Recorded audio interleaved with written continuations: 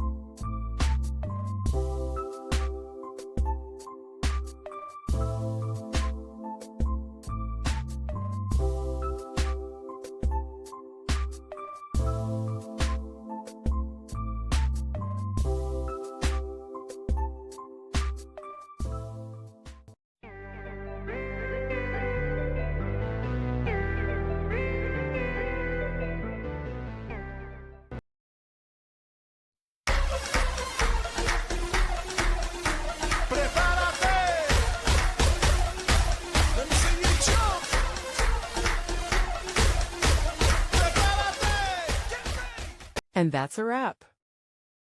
I hope you found the answer you were looking for. If you did, take a second to hit that subscribe button. It really helps out.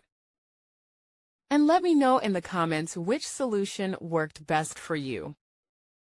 See you next time in the debug zone.